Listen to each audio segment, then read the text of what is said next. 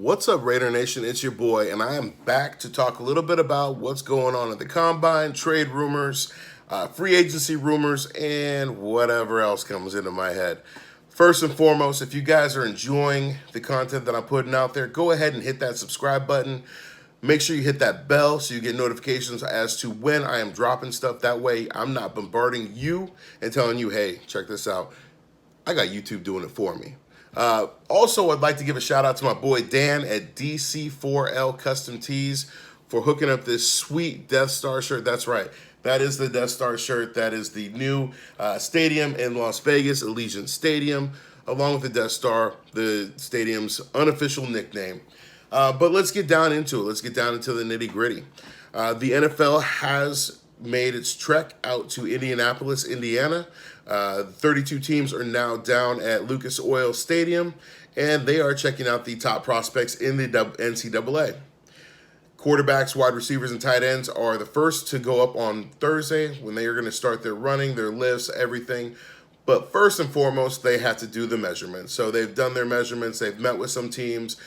They've spoken to the media. And speaking of speaking to the media, a lot of the teams have been speaking to the media as well. And today we had a treat by the Raiders' own general manager, Mike Mayock, coming and blessing us with his presence and talking a little bit about what he's looking for in his second year as general manager, and what he expects from his team. Some things that really stood out to me were his praise of Derek Carr and how well he's played, speaking about his completion percentage, his touchdown to interception ratio, as well as his grasp of John Gruden's playbook. Aspects that could be improved are obviously points for, points against, red zone efficiency, as well as goal-to-go situations. And those are all areas that we've all looked at as fans and that analysts have looked at as well. So here's what Mike had to say about the Derek Carr situation and areas that we would like to improve on. I mean, the bottom line is this. I think everybody needs to understand at what level Derek Carr played last year, okay? The guy completed 70% of his passes. He had almost a 3-to-1 touchdown interception ratio. I think we're number 11 in the league in total yards. We were 7th in third down conversions. We did a lot of really good things on offense last year. The disconnect was we didn't score a lot of points. You're 11 in yards and 24 in points. There's an issue. It's defense, it's special teams, it's not scoring in the red zone, and it's not scoring in goal-to-goal, okay? So, to me, those are the issues. Derek Carr played at a high level. I'm very happy with Derek Carr. So as you can see, wide receiver and linebacker are going to be two major areas of focus. Those are areas where, one, we had a solid wide receiver core going into the season last year. You know, we had Antonio Brown, we had Hunter Renfrow, we had Tyrell Williams, we had Ryan Grant, J.J. Nelson, and then we also had Foster Moreau and Darren Waller and Derek Carrier at tight end. So we had a solid skill receiving core going into the season. Now, prior to the season, Antonio Brown decided to lose his damn mind. And by losing his damn mind, he got into it with not only the team, not only, who knows, but he also got into it with the general manager, Mike Mayock. Words were said, things were done, and Antonio Brown asked for a release. He was granted that release, and he went on to the Patriots, was released after a week, played one game there, and has not played for an NFL team since. Now, fast forward to the end of the season. We're in the offseason. We're looking at the Combine. AB is on the apology tour. He has apologized to his baby mama. He has apologized to the Steelers. He has apologized to Ben Roethlisberger. He has even subtly apologized to Juju Smith-Schuster.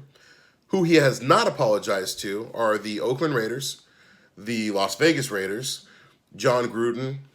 Potentially, he's spoken to him, so he says. But we don't have a public apology to him. Derek Carr, or Mike Mayock, or anybody involved with the team or the fan base that spent tons of money on his jerseys, money on merchandise, and time and energy defending him on social media. Boy, As somebody who did it, I feel dumb. But you know what? That's a lesson lived, a lesson learned. We'll go on and we'll move on from there. But AB has been posting a lot of pictures of himself wearing Raiders gear, posting videos of himself at Raiders training camp, Raiders practices, wearing stuff, doing things as a Raider, and basically asking for a second chance. And good thing is, Mike Mayock pretty much shut down any opportunity for AB to come back. That being said, we still need wide receivers. You know, obviously Tyrell Williams got hit with plantar fasciitis in the middle of the season. He was averaging a touchdown a game prior to his injury. Unfortunately, after that, drops began to happen. He was unable to stay on the field, all because of the significant wear and tear that was on his feet. If you've had plantar fasciitis, it basically feels like you're running on glass that is on hot fire, and it's not fun. So, you know, that was one thing. We had Hunter Renfrow, who broke his rib, punctured his lung. He was out. You know, we waived J.J. Nelson. We got rid of Ryan Grant. We brought in Zay Jones. We had a virtual carousel at wide receiver. So there was really no continuity there. And those are one of the areas that Mike Mayock has said that needs to improve. And with 5 picks in the top 100, you can expect the Raiders to probably take a receiver very early. That being said, Mike Mayock was also very high on a guy that I have been draft lusting over, and that is Isaiah Simmons. This guy can play everywhere. I spoke about him in my last video. I don't know if he's going to be there at 12, and I don't see the Raiders, you know, using the draft capital to move up, but you never know. But he spoke about the need for a linebacker and how the linebacker position is going to be something that is going to be heavily looked at. Obviously, you know, our defense is something that needs a lot of help. You know, and those are some areas that there are opportunities to improve significantly through free agency, but also through the draft. And so that'll be very interesting to see how things progress. Notable free agents that I spoke about before, we won't get into that, but there is a player who is familiar with the silver and black, who is a notable free agent. It's Vontaze Burfict, and he was quietly reinstated by the NFL last month. Now, Vontaze Burfict was a solid fixture on the defense. I was happy when he was brought in. I think that he brought a intensity and knowledge to that defense that we hadn't seen in a while, and we saw the defense playing very well the first few games, with the exception of a few plays in week 2 and week 3. You know, week 4 got a little bit better, but those are some of the things that we saw. But what happened is in week 4, when we were playing the Colts, Vontaze hit Jack Doyle helmet to helmet and was ejected from the game after after the New York review. He was ejected from the game, subsequently suspended for the rest of the season, full 12 games. And he is no stranger to this kind of controversy. He has had numerous suspensions. He's had numerous fines. And the fear is if he is brought back, he's one hit away or one sneeze away from a lifetime ban. So that's not somebody that you really want to build a defense around, but is it a guy that you would bring in as a depth player? I'd like for you guys to comment below, talk a little bit about that. Let me know what you think on that, because I have some thoughts and I'd like to get your feedback on it. I think another player that we bring in that I really like for depth is the guy that we had last year as well, and that's Will Compton.